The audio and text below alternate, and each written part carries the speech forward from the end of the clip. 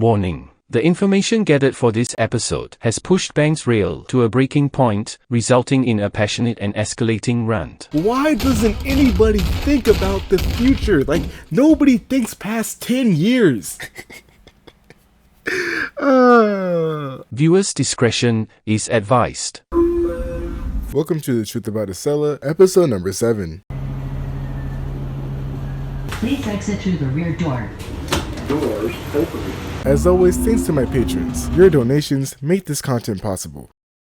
Welcome to Providence Station. Don't worry, I'm not skipping New Haven. We'll talk about New Haven Union Station when we get going. But for right now, let's get these doors open. Let's pick up some passengers. Alright, I'm going to do something that I think I haven't done yet, which is show you guys the interior of the Acela. Let's try this back to front. Alright, so we have a normal business class car. These cars come in the 2-2 seating arrangement. And I've never seen any Amtrak employees use this stuff in the vestibule. I mean, it's there in real life. I've just never seen anybody use it. But again, this train is slightly older than me, so I just haven't seen some of this stuff be used ever. Past these doors, here's an ADA accessible bathroom next to the non-accessible bathroom. If you know, you know. People who've watched episode 4 know exactly what I'm getting at. After those two business class cars, we have the cafe car. And let me just say this, the bar stool that you saw her sitting on is damn near impossible to sit on at 150 miles per hour. Especially when the train tilts to go into curves, you will fall off if you're not holding on. As we leave the last regular business class car, we'll go into the quiet car. The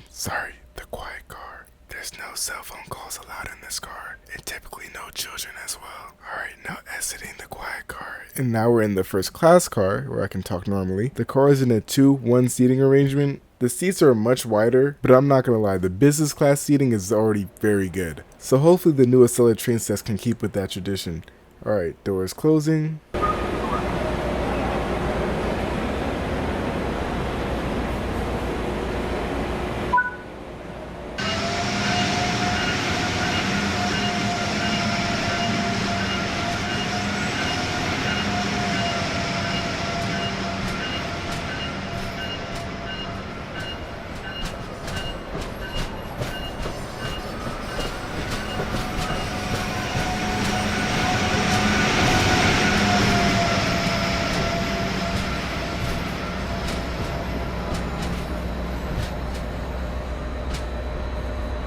A little mediocre drag race out of the station. We do break down into 2 tracks, so the MBTA train would have to wait for us. Speed limit is 30 miles per hour out of Providence. Providence Station is actually relatively new when compared to the other stations on the Northeast Corridor that we've talked about. The station was built in 1986 in order to replace the existing Providence Union Station, located further south. The new station is located quote-unquote new station is located right outside the state's Capitol building.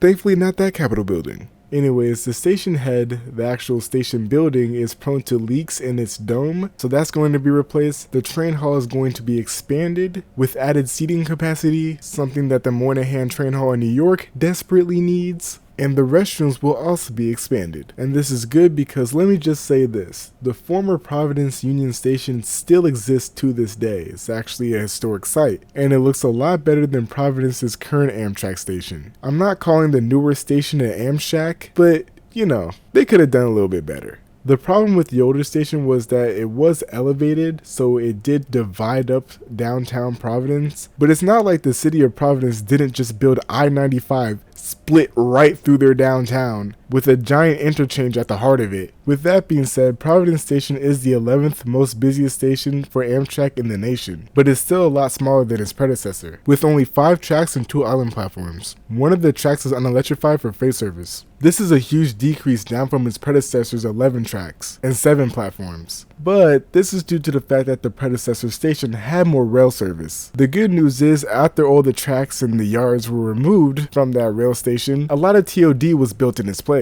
Speaking of TOD, this is a perfect transition back to New Haven Union Station. The city of New Haven has a plan to develop the surface parking lot next to the station into a high-rise. with the west side of the station becoming a multimodal hub, or whatever that means. It really just looks like a large parking structure. They say there's supposed to be bus bays or a bus turnaround facility on the ground level, but that's not really depicted in the renderings. There's 3 options for the TOD.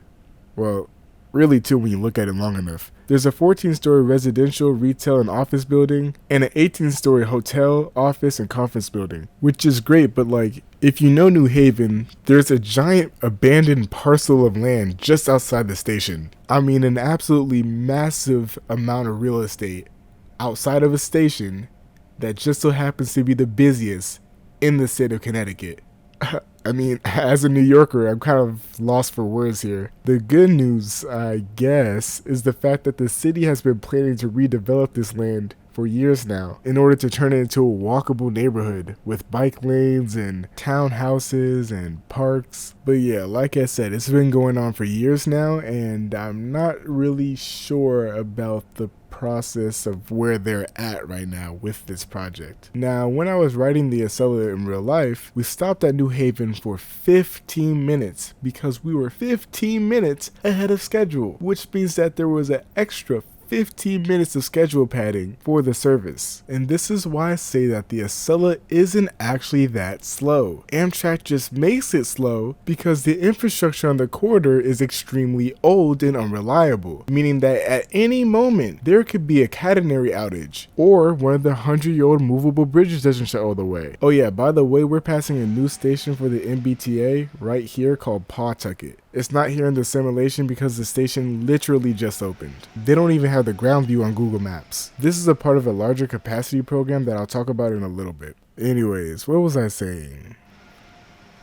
Oh yeah, the infrastructure is old, meaning that if you replace it with newer infrastructure, it can allow it to be more reliable, which means that Amtrak can reduce the schedule padding in their services. This is why these bridge replacements, even upgrading the tracks from 40 miles per hour to 70 miles per hour, will drastically reduce the travel times. One of these 100-year-old movable bridge replacement projects that we have is the Connecticut River Bridge Replacement. This project will construct a new 2-track electrified movable bridge over the Connecticut River. The new bridge will have new tracks, new signals, new catenary, and new communication and control features. The new bridge structure is expected to have a useful lifespan of 100 years and will replace the existing 2-track 1907 built Connecticut River Bridge. The new bridge will enhance reliability, resilience, and reduce delays for all users of the bridge. It is designed to support a maximum speed of 70 miles per hour, a 55% increase over the current maximum speed of 45 miles per hour. The new bridge will also have a higher vertical clearance, allowing for increased maritime navigation, without the bridge having to be opened as much as the original. The estimated cost for the new bridge is $1 billion,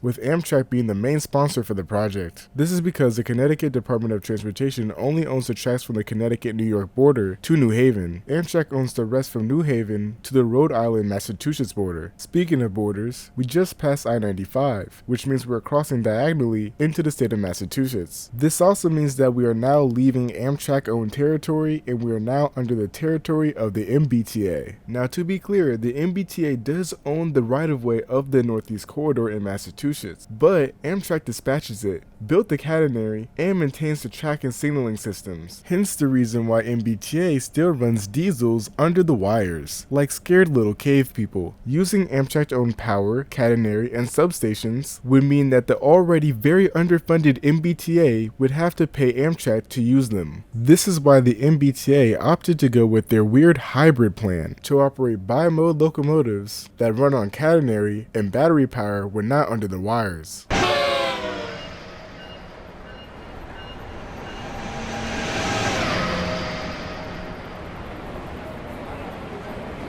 Now, to be fair, this wasn't even the government's idea. For those of you who've watched my Truth About Brightline Florida series, may have remembered me talking about the MBTA, specifically the part where I mentioned that the MBTA commuter railroad is actually operated by a private company. The service is operated by Keolis, an SNCF subsidiary, and this goes into my next point, the difference between public entities operating public services and private entities operating public services. Okay, so on the topic of electrification, you have Amtrak or Caltrain or whoever, whatever public entity operating a public service. And then you have Keolis, a private entity operating a public service. Let's just get this straight. Electrification is a project that needs to be subsidized heavily by the government. Even in the very privatized United Kingdom, rail electrification projects are funded by the government. This is because the upfront electrification costs for the catenaries, the poles, the substation, and even the power plants are too expensive for private companies to take on their own. This is why the government simply telling private railroads that they need to become zero emissions by XYZ date is not an efficient way to get private railroads to electrify, because these railroads cannot fund these projects on their own and will find any loophole to get around it, whether it be battery electric locomotives, hydrogen locomotives, or running on vegetables or biofuel or whatever. And this is why private companies on their own will never electrify railroads or build high-speed rail for that matter. Because in the end of the day, if the private railroad fails to meet any deadlines, or fails to make any safety improvements, or fails to get anywhere with their project in general, the people will look for someone to blame. The government, or the politicians, in this case the MBTA, put their hands up in the air, and then point their fingers at the private company for not making the necessary upgrades. The private company points their finger back at the people and the government for not funding the service in the first place. And then we enter into a back and forth of finger pointing, which leaves improvement projects to stagnate for decades. And the whole time it was the politicians who didn't have enough spine in order to bring these improvement projects to the voters. And that's why politicians like private partnership programs, because it gives them a scapegoat to blame when anything goes wrong. Unfortunately for those types of politicians, Amtrak and Caltrain for that matter, don't operate like that. I mean, it's pretty hard to blame someone when you have complete control over the situation. Now, I'm not saying that the back and forth finger pointing doesn't happen between government entities that are providing the service and government entities that are funding it.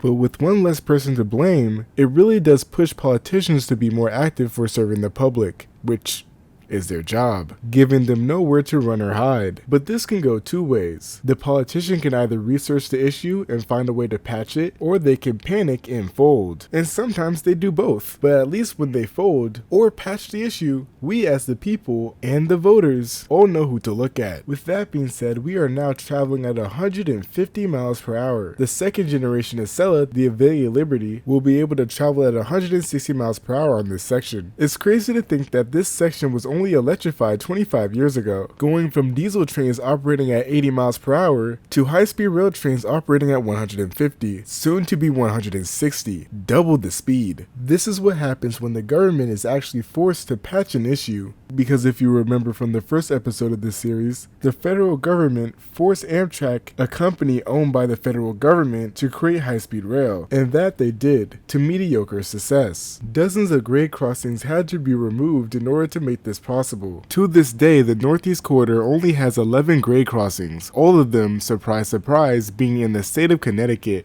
with actually all of them being in the same county. The good news is these crossings are not heavily used, and 4 of them are planned to be closed, leaving only 7 in the future, with the crossings in New London being heavily modified. Either way, this is proof that Amtrak or other government authorities or companies like Brightline can upgrade existing tracks and right-of-ways to handle high-speed rail when given the government resources and funding to do so. This is why it's our job to be very vocal about supporting government funding for passenger rail projects, because the reality of it is they don't get built without it. The electrification from New Haven to Boston took 4 years and cost $1.3 billion to $1.6 billion, with an estimated $600 million for electrification and $1 billion for the other infrastructure improvement projects, such as grade separations and curve widening. And then you have the Richmond to Raleigh S-Line, which cost $1 billion just to go from Raleigh to Wake Forest, which is 15 miles away, and only about 17 miles of track. Now, the $1.6 billion that it took Amtrak to electrify New Haven to Boston, eliminate grade crossings, and upgrade the infrastructure to handle 150 mile per hour high-speed trains, with inflation adjusted, would cost $1.8 billion today. And remember, this is 155 miles of right-of-way. So when you compare that with the Richmond to Raleigh S-Line, or the Amtrak Midwest improvements, or even Brightline Florida, which costs way more for less, Amtrak's low budget on this project is quite impressive.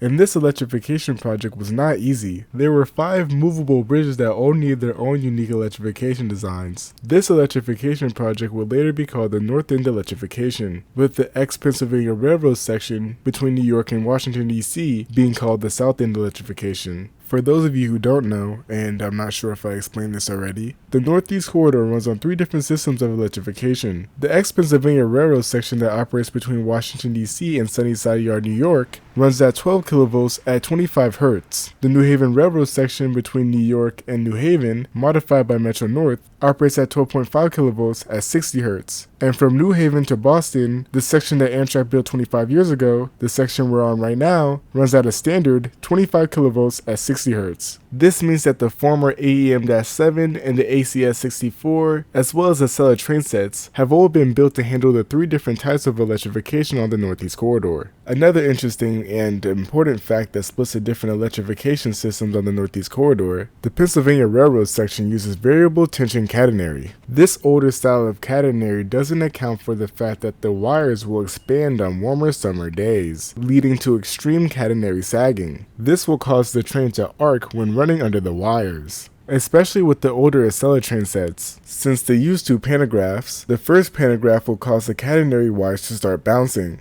leading the second pantograph on the train set to arc when losing connection to the wires, and on extremely hot days can run the risk of damaging the pantograph on the trains or the catenary wires themselves. So then we run into the problem where trains on the southern section of the Northeast Corridor are running slower depending on the season. And if it's not the old dilapidated movable bridges that are holding the trains up, it's the catenary wires themselves. Now this section of the Northeast Corridor doesn't see this problem. While Amtrak was electrifying it in the 1990s, they made sure to electrify the corridor with a constant tension catenary system, something that's seen in any modern high-speed rail system. There are actually pulleys that are attached to the catenary poles, and attached to those pulleys are counterweights. This allows the tension in the wires to not be variable, but constant. Hence the name. So when the metal wires expand on the hot summer days, the pulleys will lower in order to keep the tension in the wires. There are already sections of the ex-Pennsylvania Railroad section between New York and Washington, D.C. that are being upgraded with the constant tension wiring. One of the most famous sections that saw this upgrade was the New Jersey Speedway. Now this upgrade was supposed to have electrified 150-mile-per-hour operation between New Brunswick and Trenton, but the project was delayed and scaled back several miles, to what you saw in episode 4.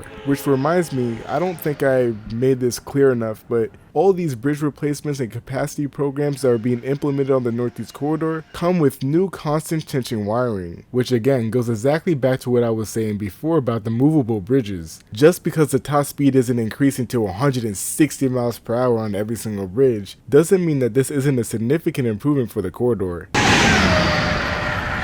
All it's doing is making the corridor more reliable, allowing for faster scheduled trains. Alright, so the top speed through this section right here is 125 miles per hour, but we are being slowed down to 80. This is probably because we have an MBTA train ahead of us or a crossing ahead of us. The reason I say crossing is because there's a station known as Canton Junction, where Stoughton-bound MBTA commuter rail trains have to cross the Northeast Corridor in order to go onto the Stoughton branch. This creates a very nasty bottleneck when a Boston-bound MBTA train or Amtrak train gets caught behind it. And it doesn't help that MBTA trains are regulated to 79 miles per hour. I mean 79 miles per hour on this section of the Northeast Corridor? That's like riding your bike on the freeway. But to be fair, Metro North also travels at 80 miles per hour on the Northeast Corridor. It's just the fact that that section of the Northeast Corridor is so dilapidated that it doesn't really make a difference whether or not it's 80 miles per hour or 90. In this case, the Acela is like driving a Cybertruck on a bike path. That section is also quad-tracked, which takes away more of the capacity issues. Speaking of capacity issues, it's time to talk about the New Haven and Providence capacity improvement programs. There's a capacity improvement study between New Haven and Rhode Island to increase service from 2 trains per hour to 8. This will most likely be done with the implementation of more Amtrak service and new extended commuter rail service, which will probably see the MBTA in partnership with the Rhode Island Department of Transportation and the Connecticut Department of Transportation Shoreline East Rail Line extend and connect at Westerly. This would mean that theoretically somebody could take commuter rail from Newark, Delaware, all the way up to Boston, Massachusetts. And with the Amtrak improvements in the state of Maryland, extending more commuter rail service to Newark, Delaware, a person could ride from Washington, D.C. to Boston solely on commuter rail. Would that trip be expensive?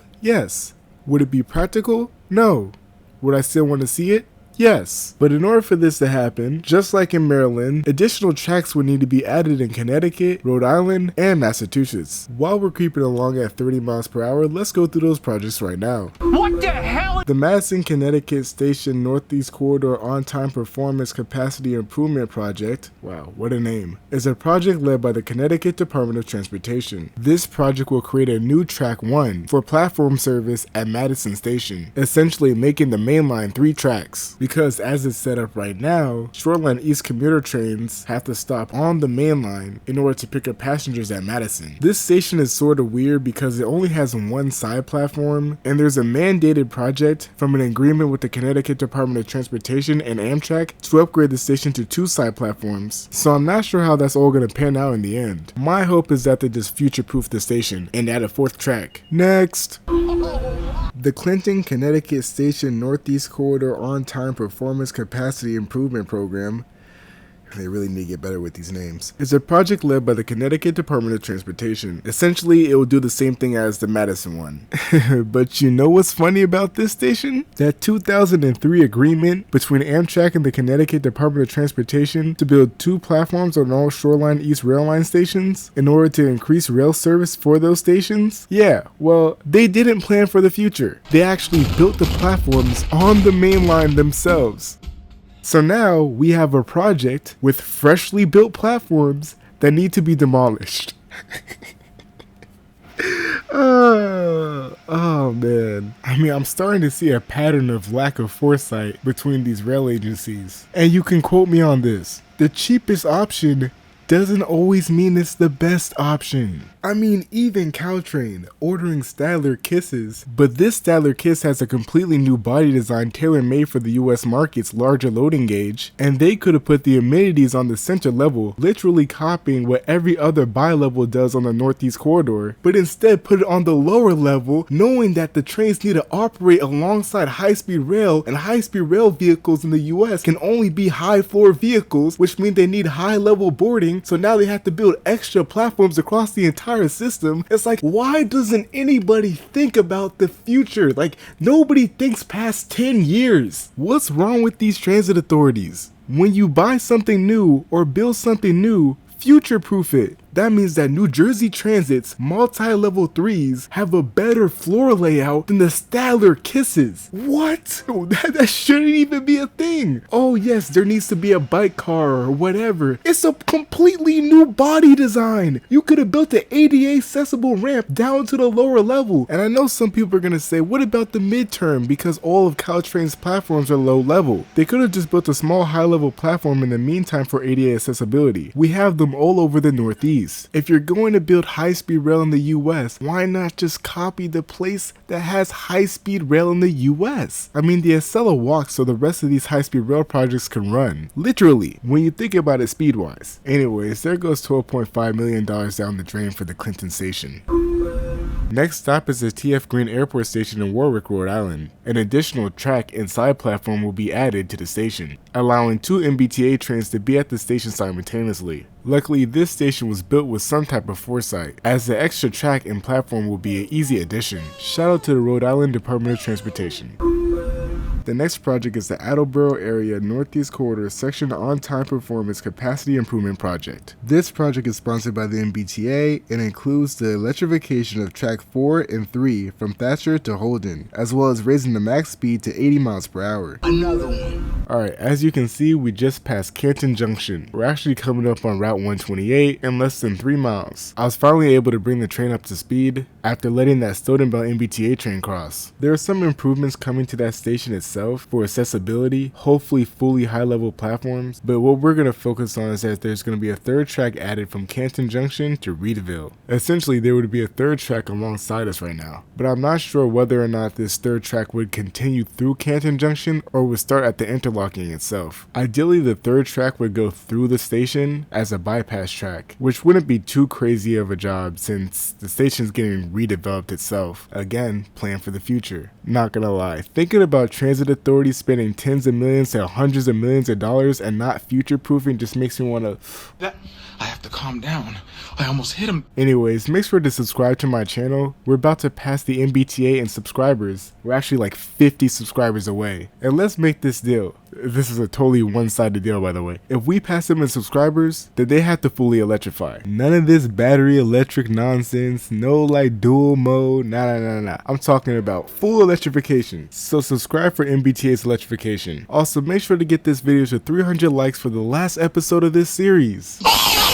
Also, look, we arrived at Route 128 right on time. What did I say about that schedule padding? With that being said, if I earned your like and subscription, I love you. If you made it this far in the video, thanks for watching.